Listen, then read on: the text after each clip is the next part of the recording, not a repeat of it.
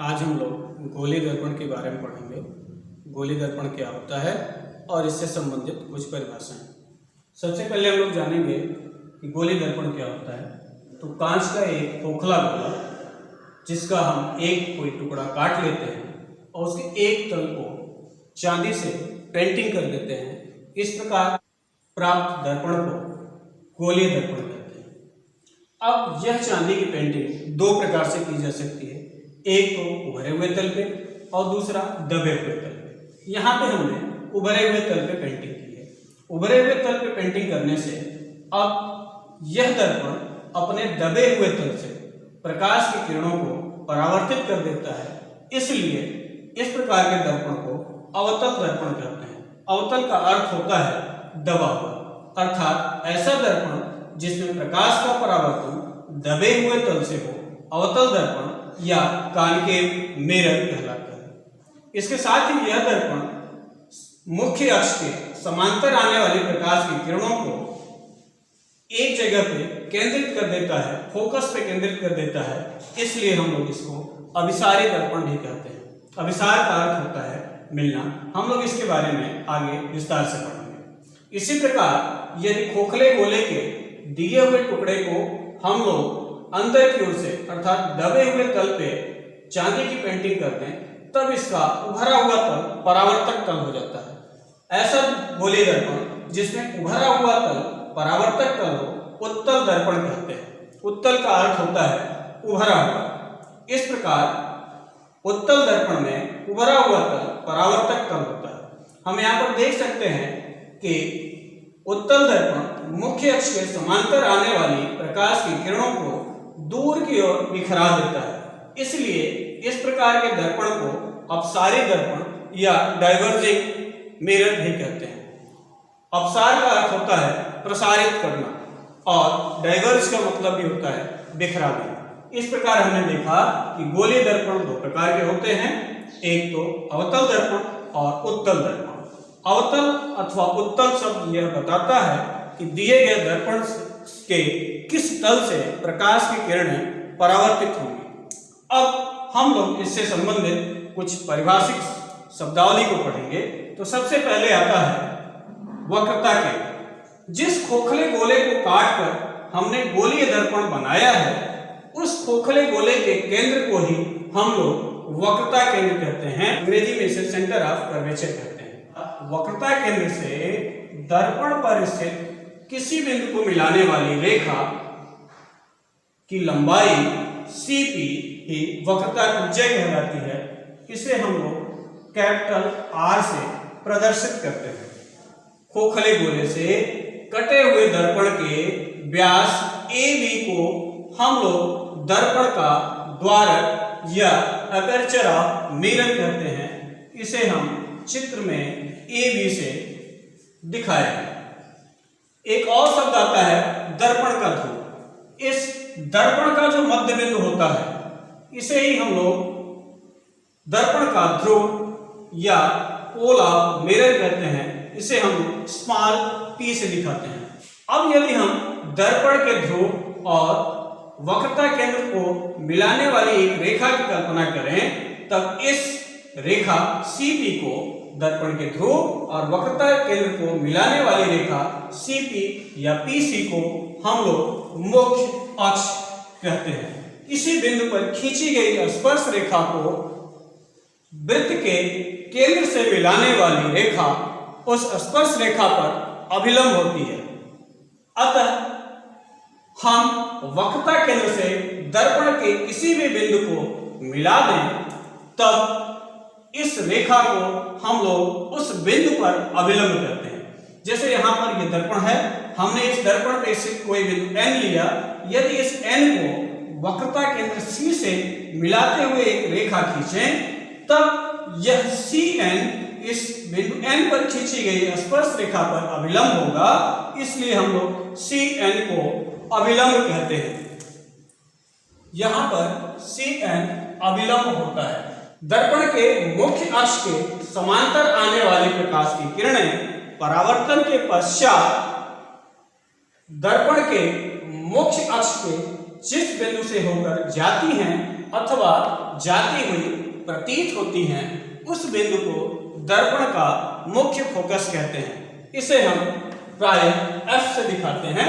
दोनों ही चित्रों में इसे हमने कैपिटल F से दिखा रखा है। दर्पण के ध्रुव और फोकस, दर्पण के ध्रुव और फोकस के बीच की दूरी को फोकस दूरी कहते हैं या फोकल लेंथ कहते हैं। बाद में हम सिद्ध करेंगे कि यह r/2 के बराबर होता है और इसे हम लोग स्मॉल f से प्रदर्शित करते हैं। यदि हम दर्पण के फोकस से होकर जाने वाली और मुख्य अक्ष के लंबवत एक तल की कल्पना करें, तब इस तल को हम लोग फोकल प्लेन या फोकस तल कहते हैं।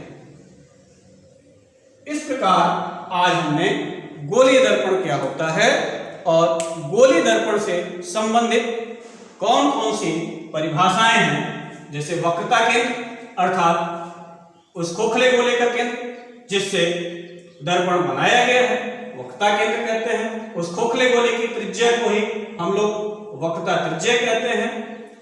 काटे गए दर्पण के मध्य बिंदु को हम लोग दर्पण का ध्रुव कहते हैं। दर्पण के व्यास को हम लोग दर्पण का द्वारक कहते हैं। दर्पण के ध्रुव और वक्रता केंद्र को मिलाने वाली काल्पनिक रेखा को हम लोग दर्पण का मुख्य अक्ष कहते हैं। दर्पण के किसी भी बिंदु से दर्पण के वक्रता केंद्र को मिलाने वाली रेखा को, जैसे यहाँ पर CN है, यहाँ पर भी CN है, इसे हम लोग दर्पण के उस बिंदु पर, बिंदु N पर अभिलंब कहते हैं। दर्पण के मुख्य अक्ष के समांतर आने वाले प्रकाश की किरणें दर्पण के मुख्य अक्ष के जिस बिंदु से होकर जाती हैं अथवा जाती हुई प्रतीत होती हैं उसे हम लोग मुख्य फोकस F कहते हैं तथा ध्रुव और मुख्य फोकस F के बीच की दूरी को हम लोग फोकस दूरी स्मॉल f कहते हैं, जो कि हम बाद में सिद्ध करेंगे r/2 के बराबर होता है। दर्पण के मुख्य अक्ष के लंबवत तथा फोकस से होकर जाने वाले काल्पनिक तल को फोकस तल कहते हैं। अब हम लोग देखेंगे कि गोलीय दर्पण से प्रतिबिंब बनाने के नियम क्या हैं। तो गोलीय दर्पण से प्रतिबिंब बनाना भी बिल्कुल उन्हीं नियमों का पालन करेगा जो परावर्तन के नियम हैं। अर्थात गोलीय दर्पण से प्रतिबिंब बनाने के लिए हम परावर्तन के नियमों का उपयोग करेंगे। परावर्तन के दो नियम हैं। पहला, आपतित किरण, परावर्तित किरण और अभिलंब तीनों एक ही तल में होते हैं। और दूसरा, आपतन कोण सदैव परावर्तन कोण के बराबर। वृत्त के केंद्र से वृत्त के परिधि पर खींची गई रेखा उस बिंदु पर स्पर्श रेखा पर अभिलंब होती है। इसी का प्रयोग हम गोलीय दर्पण में करेंगे। दर्पण के किसी भी बिंदु से यदि हमको अभिलंब प्राप्त करना हो तब हम उस बिंदु को दर्पण के वक्रता केंद्र से मिलाएंगे। गोलीय दर्पण से प्रतिबिंब बनने की कुछ विशेषताएं हैं जिनके आधार पर हम बड़ी सरलता से प्रतिबिंब प्राप्त कर सकते हैं। तो सबसे पहले एक विशेष स्थिति है, यदि प्रकाश की किरण दर्पण के ध्रुव P पर आपतित हो। यहाँ पर एक अवतल दर्पण है और यह अवतल दर्पण का मुख्य अक्ष है। अवतल दर्पण का मुख्य अक्ष हम जानते हैं कि दर्पण के ध्रुव और वक्रता केंद्र को मिलाने वाली रेखा को दर्पण का मुख्य अक्ष कहते हैं। अब प्रकाश की किरण दर्पण के ध्रुव पर आपतित हो रही है। ये कोई प्रकाश की किरण AP है जो कि दर्पण के ध्रुव P पर आपतित हो रही है। परावर्तन के पश्चात यह प्रकाश की किरण कहाँ जाएगी, इसको निर्धारित करने के लिए हम प्रकाश के परावर्तन के नियमों का उपयोग करेंगे। प्रकाश के परावर्तन का नियम कहता है कि आपतित किरण अभिलंब से जितना कोण बनाएगी उसे उतना ही कोण बनाते हुए परावर्तित हो जाएगी। अब बिंदु P पर हमें अभिलंब पहले प्राप्त करना होगा ताकि हम जान सकें कि आपतन कोण कितना होगा।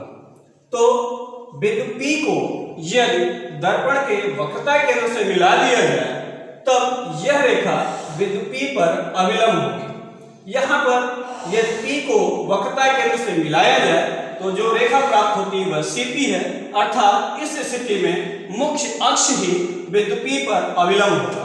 अब यदि आपतन कोण I का मान थीटा हो तब परावर्तित किरण भी बिंदु P से रेखा CP से थीटा कोण बनाते हुए अपने ही माध्यम में वापस चली जाएगी।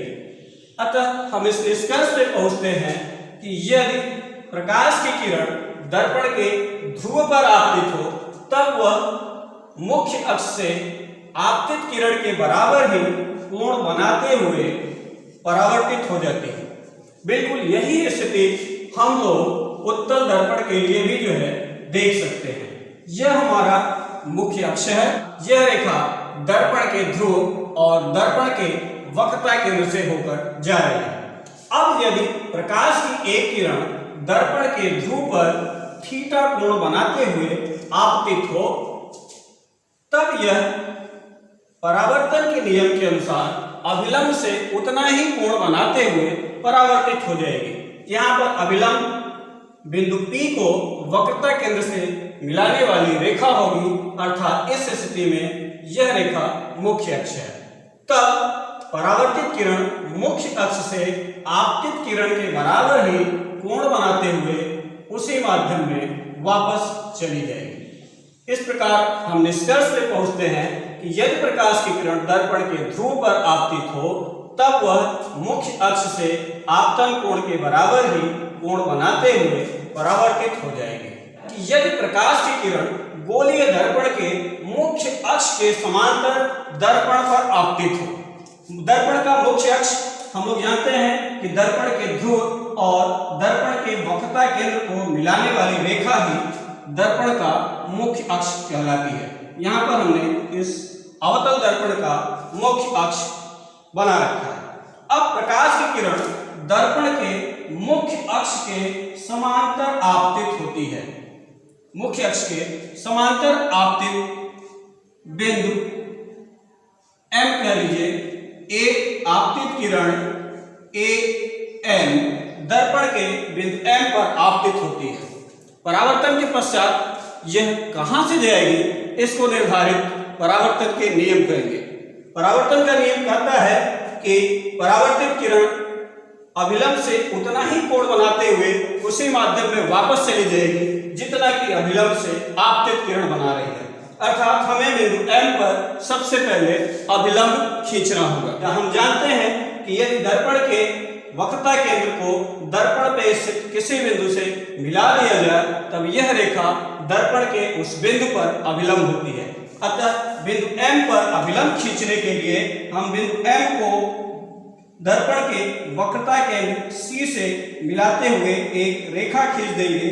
इस प्रकार रेखा MC दर्पण के बिंदु M पर अभिलंब होगी।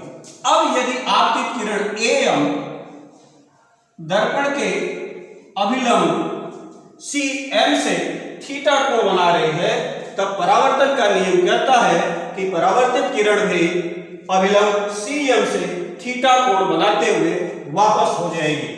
तब परावर्तित किरण कहां से जाएगी? हम CM से थीटा कोण बनाते हुए ही एक दूसरी किरण खींच देंगे, प्रकाश की किरण खींच देंगे और यही परावर्तित किरण होगी। अर्थात यह CM से थीटा कोण बनाते हुए चली जाएगी और इस बिंदु को हम लोगों ने परिभाषित किया है फोकस से। हम लोग पढ़ चुके हैं कि दर्पण के समांतर आने वाली प्रकाश की किरण दर्पण के मुख्य अक्ष के जिस बिंदु से होकर जाती है उसे दर्पण का फोकस कहते हैं। इस प्रकार हम निष्कर्ष पे पहुंचते हैं कि यदि कोई प्रकाश की किरण दर्पण के मुख्य अक्ष के समांतर आपतित होती है तब वह दर्पण के मुख्य फोकस से होकर जाती है तथा उत्तल दर्पण के स्थिति में हम देखेंगे कि यह दर्पण के मुख्य फोकस से होकर जाती हुई प्रतीत होती है। यहाँ पर हम फिर से देखिए एक प्रकाश की किरण AM ले लेते हैं। परावर्तन के पश्चात कहां से जाएगी इसको निर्धारित करने के लिए पुनः हम बिंदु M पर अभिलंब खींचेंगे और अभिलंब के बारे में हम जान चुके हैं कि यदि दर्पण पर स्थित उस बिंदु को दर्पण के वक्रता केंद्र से मिला दिया जाए तब यह रेखा दर्पण के उस बिंदु पर अभिलंब होती है। अतः बिंदु M पर अभिलंब MC होगा या CM होगा। अब परावर्तित किरण इस अभिलंब CM से आपतन कोण के बराबर ही कोण बनाते हुए अपने ही माध्यम में वापस चली जाएगी। हमने यहां पर उतना ही कोण बनाते हुए एक दूसरी किरण खींची जो कि परावर्तित किरण होगी और यह रेखा CM M' से थीटा कोण बनाते हुए अपने ही माध्यम में वापस चली जाएगी। और परिभाषा के अनुसार मुख्य अक्ष के जिस बिंदु से यह होकर जाती हुई प्रतीत होगी उसे हम दर्पण का मुख्य फोकस कहते हैं। चूंकि इस स्थिति में प्रकाश की किरण वास्तव में F से होकर जा नहीं रही है बल्कि जाती हुई प्रतीत होती है, इसीलिए हम यह भी कहते हैं कि उत्तल दर्पण का मुख्य फोकस काल्पनिक होता है या आभासी होता है। अब तीसरी स्थिति हो सकती है कि प्रकाश की किरण गोलीय दर्पण के फोकस से होकर या तो जाए या फिर जाती हुई प्रतीत हो। अवतल दर्पण की स्थिति में वह मुख्य फोकस से होकर जाएगी, अवतल दर्पण की स्थिति में वह मुख्य फोकस से होकर जाती हुई प्रतीत होगी। यहाँ पे स्थिति कुछ इस प्रकार से है।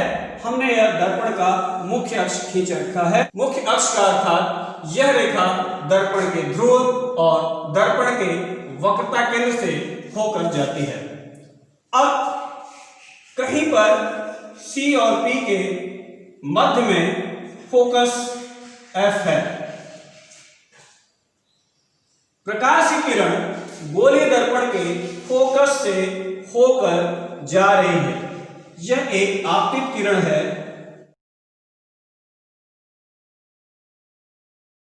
तब हमें परावर्तित किरण के बारे में बताना है। तो यहां पर भी हम क्या करेंगे, सबसे पहले बिंदु M पर अभिलंब खींचेंगे। तो हमने यहां पर CM को मिला दिया और इस प्रकार CM इस बिंदु पर अभिलंब होगा। अब परावर्तित किरण थीटा कोण बनाते हुए, जितना कोण बनाते हुए आपतित किरण आ रही थी CM से, उतना ही कोण बनाते हुए यह उसी माध्यम में वापस चली जाएगी। यह स्पष्ट है कि परावर्तित किरण MB मुख्य अक्ष CP के समांतर होगी। अर्थात यदि कोई प्रकाश की किरण गोलीय दर्पण के फोकस से होकर आती है तब वह परावर्तन के पश्चात गोलीय दर्पण के मुख्य अक्ष के समांतर परावर्तित हो जाती है। यही स्थिति उत्तल दर्पण के लिए भी होगा। बिंदु P दर्पण का ध्रुव है और बिंदु C दर्पण का वक्रता केंद्र है। दर्पण के ध्रुव और वक्रता केंद्र के ठीक बीच में दर्पण का फोकस होता है, जिसे हम आगे चल के सिद्ध भी करेंगे।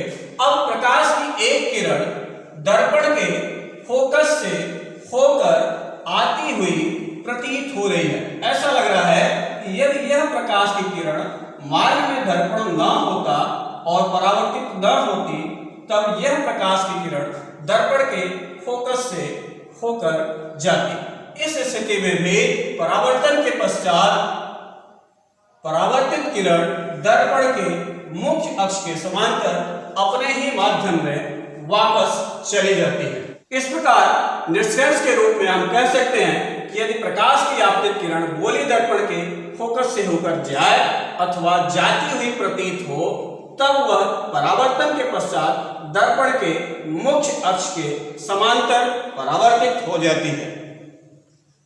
चौथी और अंतिम विशेष स्थिति है यदि प्रकाश की किरण गोलीय दर्पण के वक्रता केंद्र से होकर जाए अथवा जाती हुई प्रतीत हो। यहां पर हमने एक अवतल दर्पण ले रखा है। यह रेखा PC दर्पण का मुख्य अक्ष है। प्रकाश की एक किरण दर्पण के वक्रता केंद्र से होती हुई दर्पण के बिंदु M पर आपतित होती है। आपतित किरण कहाँ जाएगी, इसके लिए हमको बिंदु M पर एक अभिलंब खींचना होगा और हम जानते हैं कि दर्पण के उस बिंदु को यदि वक्रता केंद्र से मिला दिया जाए तब यही रेखा अर्थात CM ही बिंदु M पर अभिलंब होगा। हम देख रहे हैं कि आपतित किरण अभिलंब से 0 कोण बना रही है, उसी की दिशा में ही आ रही है। अतः परावर्तित किरण भी दर्पण के बिंदु M पर खींचे गए अभिलंब से 0 कोण बनाते हुए परावर्तित हो जाएगी, अर्थात अपनी ही दिशा में वापस चली जाएगी। इस प्रकार हमने देखा कि यदि प्रकाश की किरण गोलीय दर्पण के वक्रता केंद्र से होकर जाती है अथवा उत्तल दर्पण की स्थिति में देखेंगे जाती हुई प्रतीत होती है, तब वह अपने ही मार्ग पर परावर्तन के पश्चात वापस चली जाती है। जहां पर रेखा PC दर्पण का मुख्य अक्ष है तथा प्रकाश की एक किरण दर्पण के वक्रता केंद्र की दिशा में आपतित होती है। यहाँ पर एक उत्तल दर्पण है जिसका मुख्य अक्ष PC है तथा एक कोई किरण AM दर्पण के बिंदु M पर आपतित होती है। यदि हमें बिंदु M पर अभिलंब खींचना है तब हम बिंदु M को दर्पण के वक्रता केंद्र से मिला देंगे। इस प्रकार रेखा M से दर्पण के बिंदु M पर अभिलंब है। परावर्तित किरण कहाँ जाएगी, यह परावर्तन के नियमों से निर्धारित होगा। परावर्तन का नियम कहता है कि परावर्तन कोण आपतन कोण के बराबर ही होगा तथा आपतन कोण और परावर्तन कोण सदैव दर्पण के उस बिंदु पर खींचे गए अभिलंब से मापे जाते हैं। यहाँ पर अभिलंब की भी दिशा वही है और आपतित किरण की भी दिशा वही है, अर्थात अभिलंब और आपतित किरण के बीच का कोण 0 है, अर्थात आपतन कोण 0 है। अतः परावर्तन कोण भी 0 होगा, अर्थात परावर्तित किरण अपने ही मार्ग पर पुनः वापस लौट जाएगी। इस प्रकार हम लोगों ने गोलीय दर्पण से परावर्तन के लिए कुछ विशेष स्थितियां देखी। सबसे पहला कि यदि प्रकाश की किरण दर्पण के ध्रुव P पर आपतित हो तब वह दर्पण के मुख्य अक्ष से आपतन कोण के बराबर ही कोण बनाते हुए परावर्तित हो जाएगी। दूसरा, यदि प्रकाश की किरण गोलीय दर्पण के मुख्य अक्ष के समांतर दर्पण पर आपतित हो तब इस स्थिति में परावर्तन के पश्चात प्रकाश की किरण या तो मुख्य फोकस से होकर जाएगी जो कि अवतल दर्पण की स्थिति है, अथवा उत्तल दर्पण की स्थिति में दर्पण के मुख्य फोकस से होकर जाती हुई प्रतीत होगी। तीसरी स्थिति, यदि प्रकाश की आपतित किरण गोलीय दर्पण के फोकस से होकर जाए अथवा जाती हुई प्रतीत हो, इस स्थिति में परावर्तन के पश्चात दोनों स्थितियों में परावर्तित किरण दर्पण के मुख्य अक्ष के समांतर होगी। यदि प्रकाश की किरण गोलीय दर्पण के वक्रता केंद्र से होकर जाए अथवा जाती हुई प्रतीत हो, इस स्थिति में आपतन कोण 0 होगा, अतः परावर्तन कोण भी 0 होगा, अर्थात आपतित किरण अपने ही मार्ग पर वापस चली जाएगी। यह दोनों ही स्थितियों में होगा, चाहे हमारा दर्पण अवतल दर्पण हो अथवा उत्तल दर्पण हो। आज के लिए इतना ही, मिलते हैं अगले वीडियो में।